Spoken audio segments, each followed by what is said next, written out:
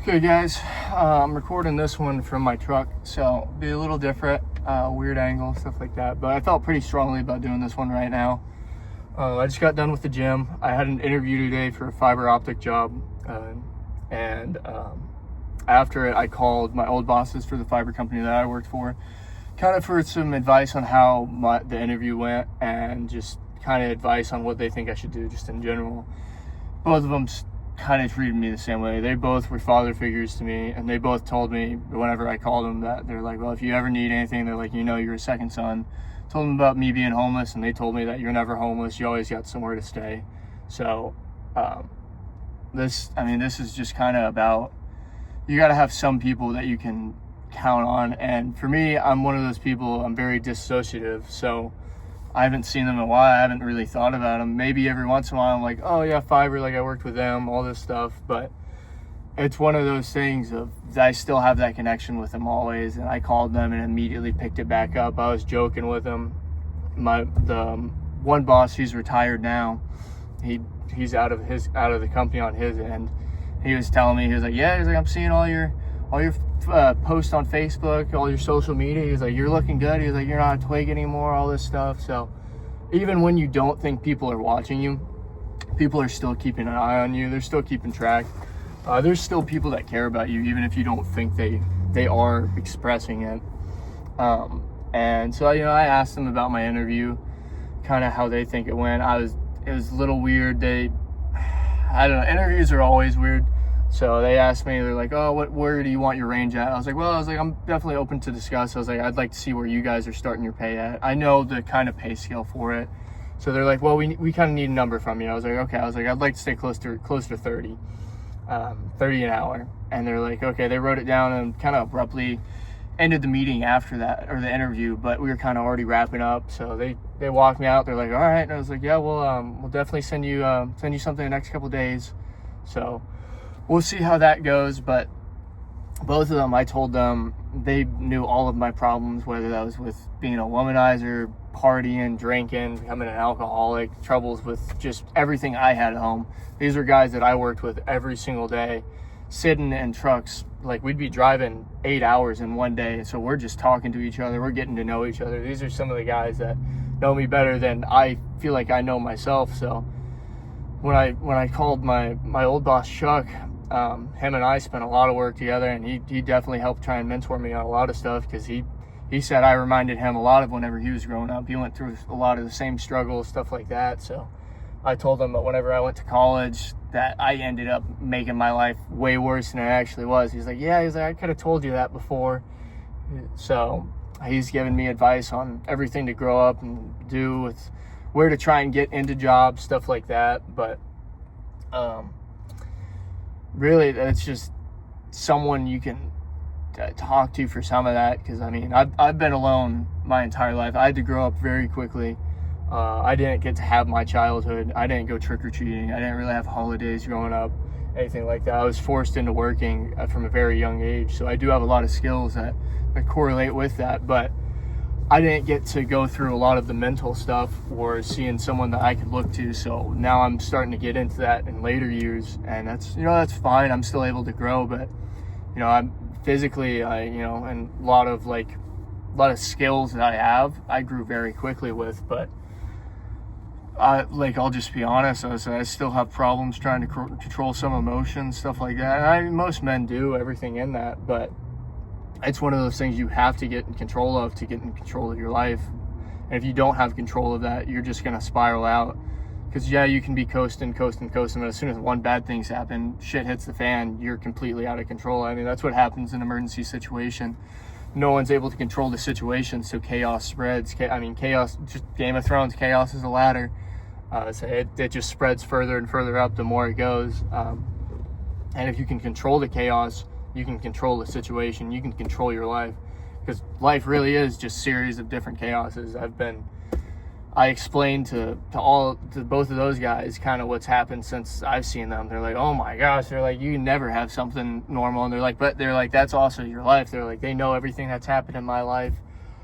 They know my life isn't normal. They're like, so it's right on par with you. But they're like, that's what it is. I've pretty much anyone I've ever talked to, has told me that I need to write a book, or like I need to have my own movie because my life is not normal. No Turn's ever been something standard. I say one of my best friends, Alex, I say he's completely helped me out in this situation, helped me get up here, stuff like that. He makes the reference pretty much every time I talk to him. He's like, we have opposite lives. His life is completely planned out, mapped out, college, sports, everything with it, to get a career success. He has a straight line path.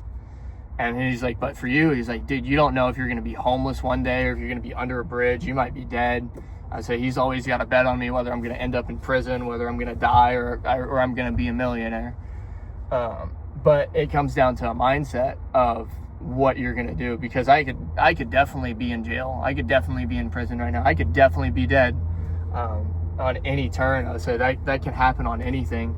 But the reference I always joke about, and like I halfway joke about it, but it's real, is I'm a rat. I live in the sewers. Like I'll feed off scraps. I will do whatever it takes to survive. And honestly, a lot of the time, it's in a situation I don't want to survive. I want to be dead. Like I want it to end, stuff like this. Like I'm sick of the pain, everything with it. But in the back of my mind, I'm still a rat. So I'm like, I'm gonna do whatever it takes to survive. So I mean, I've been homeless 4 different times in my life. I've moved 5 times this year. I mean, there's been so much that's happened in my life just from a young age. I mean, I've been working since I've been 12. I've been foreman for construction companies since I've been 13, 14. I mean, I've been in lead positions through all of it, and that's a lot of stress on a kid. I forced myself to grow up quickly, but I missed a lot of the social constructs with it. Yeah, I can go to a job, I can get whatever the fuck you need to do, I can build anything, but I missed some of the social skill of how to deal with stuff, how to deal with women, how to not make impulsive decisions. And that's how I've lived my entire life. I bought this truck in a weekend and sold my other truck. And in this truck, I've had to replace the transmission. I had 3 coolant lines blow out on me. I've had to do all this stuff. So I love this truck. It's fucking awesome. It's cool. But still, I shouldn't have done that in the position I was in. And then just, I do a lot of stuff, But now what I'm trying to focus on is when something does happen, think about it. I mean, and it sounds simple. That's an easy concept, but to actually go out and do it is a completely different thing. To actually have something terrible fucking happen in your life, and to be able to sit there with a clear mind to process what actually happens. That's what separates leaders versus just people that just throw out everything to win. And, I want to say I'm a leader. I want to say I'm in control of my life, but I'm not. I say I haven't been. In some aspects I have. There's been some stuff I've been proud of. I had one guy who was bartending down at the lake. I was being cool with everyone. I was doing live streams. I was having a blast. It was a great day. Guy came in, throwing shit at all the female bartenders. I'm like, dude, and he walked behind the bar. He used to work there, so I was being cool with him. I was like, come on, you just gotta get out of the bar. I'm like slowly walking him out, stuff like that. And then he just popped me one time in the nose and immediately broke my nose. I said, I've broken it before. They break easy, whatever it is. He literally hit me, and the security guard said I ate it. So I just didn't get bitched down. Let you guys know that. I'll have some pride for myself. But he just hit me in the nose, popped it one time, and just broke it immediately. So it started gushing blood. And everyone that saw it happen literally even told me, they're like, we watched you sit there for like 5 seconds. And I mean, in those 5 seconds, the world's fucking spinning at 1,000,000 miles an hour. But in that time, I sat there and I thought about what to do. I was like, I've been in situations like this before, where I've been in bars where I do fight back, and I've sent a guy to a hospital, and he tried coming after me for a lot of stuff. And it's one of those things, like, you interact with it enough, you have that experience, you have that shitty situation that you know how to deal with it now. So whenever that happened, I sat there and I just thought about what to do. And I was like, I'm not gonna hit him. I was like, I think if I do hit him, he's so drunk, I'm gonna kill him. Or I know myself that once I do start to hit him, I'm just gonna see red and I won't stop until he's dead. And that's not good. Then it's gonna be an entire world of other things. But now, because I didn't hit him, I was able to control myself. I just threw him at security. Everything's getting covered. Yeah, I got a fucked up nose. I can't really breathe. It does suck. I'm gonna have to get plastic surgery. So that is another thing. But in that moment, I actually felt in control of my life, even though it's a terrible, awful thing. You know, I've been trying to get better in life. I've been really trying to work on myself this year, because this is a very big turning point for me. But in that situation, I felt like I had control. I felt like I had taken advice from everyone else on it. And so some of like the older guys, the guys I used to work with, I mean, they've talked to me about all of it. They're like, you need to straighten your path. Chuck, whenever I would talk to him, he said, and he's absolutely right on it. And I've had other people say it, but sometimes it's just that one person that says something that fixes everything in your mind. My biggest problem in life is women, and completely all of that stems. I don't go to therapy. I just don't ever want to. Some people it helps, but I find therapy through, right now, religion and the gym. That's always been my thing. I'm working on myself. I'm listening to some people. Dr. Orion, he's great for all of it. I can't recommend that guy enough. But my biggest problem in life is women. I have gone through every different stage of it. I've been slutted myself out. I've been a man whore. I've been lover boy. I've tried to give women the world. I've taken the world from women, every different aspect, but all of it. And I was even talking to someone, I'm like, with this last relationship ending, I'm like, I'm talking to no one right now. I'm like, it's one of those times, this is the first time that I haven't ever been talking to anyone. I didn't have a connection with family growing up at all. So like, I always was on Snapchat. I was talking to different girls, stuff like this, snapping different people, all this stuff. But it's right now, like, it's just me. So I talk to my friends, but they're all busy. So now I'm finally able to focus on myself and focus on trying to get my life right. And this is the first time I'm seeing some clarity in all of it. So my mind's been muddled with all of the jobs that I have. Working in bars, you don't feel a sense of intelligence. You're just doing monotonous things. I mean, you're literally opening beer and handing it to drunk people. But now I'm starting to figure out, I'm trying to focus on myself rather than focus on women. So like Halloween's literally this next weekend, and part of me thinks I should go out to try and clear my mind from this past relationship, everything that's happened. But the other part of me knows that it's an awful idea. It's all roads are going to lead to something evil. For me, I just still thinking on the ex, and like, I know I'm preaching to move on from the past, but it's still one of those things. It's going to sit at you and eat no matter how hard you try. I mean, it's Halloween. She's going to be going out. I'm going to be thinking about what's happening with that. So as a distraction, I want to go out, but I know it's just going to end terrible for me. I'm just going to make bad decisions. I think now at this point in my life, I'm completely cutting alcohol out. And that's what a lot of people have done to help be successful. If you look at some of the most successful people in the world, they don't drink at all because they made that rule. Alcohol is expensive. Alcohol leads to expensive things. I mean, there's stuff that can happen with all of it, whether you're chasing people, whether you get a DUI, whether you hit someone, go up and break some guy's nose, anything with that, it all adds up. So right now I really am trying to focus on being a better person. I'm reading the Bible. I'm going to the gym. I'm trying to get my head right. I'm listening to people. I'm talking to people in the most open way I've ever been. I mean, like, I am an open book. In any sense, for women that say they want an emotionally available man, I am the most emotionally available I have ever been in my entire life. I've always been an open book, but now I'm telling people everything that's going on in my head to work on it, and I'm actually being open to other people's advice and ideas, because in the past, I've had to make my own way. So if someone tells me something, I'm like, yeah, like, okay, yeah, but I don't want to do that. But now I'm like, no, I'm like, you guys are probably right. Like, even if it's a simple thing, it hits into all of it. So this video has kind of been an absolute ramble, but I think that's good. It kind of shows where I'm at. I mean, there's all these different avenues to try and grow yourself on. But I mean, I talked to Darren, my old boss, about religion, and I'm talking about all these signs, stuff like that. He's like, he even said, I think this is the smartest thing you've ever said. He's like, you trying to get in touch with God. Even Chuck was like, that's good. He was like, I've had my own path with all of it.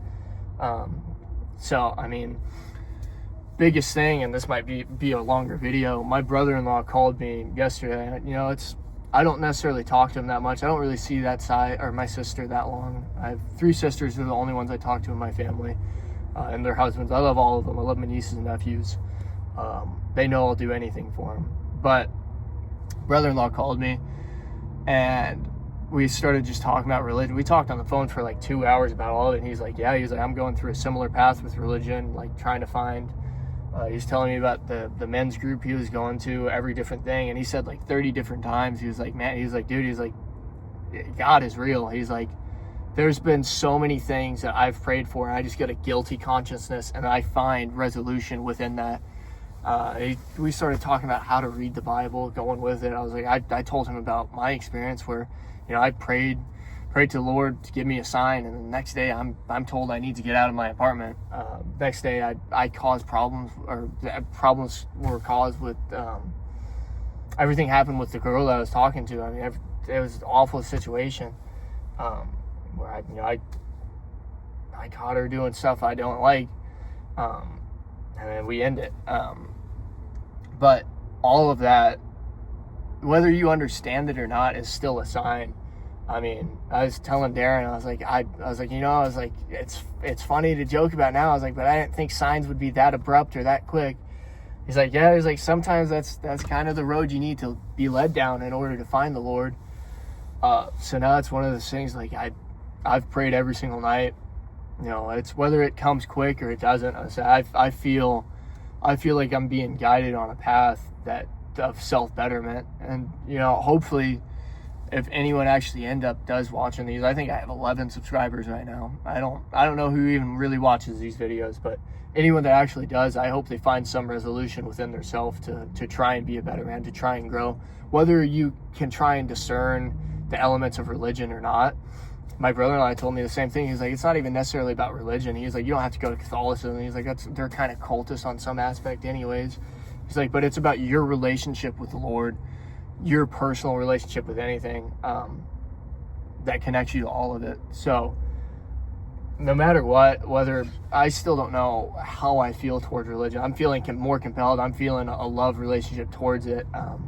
And I feel like I'm coming to terms with a lot of things because I'm accepting all of it and reading all of it and actually trying to learn into it.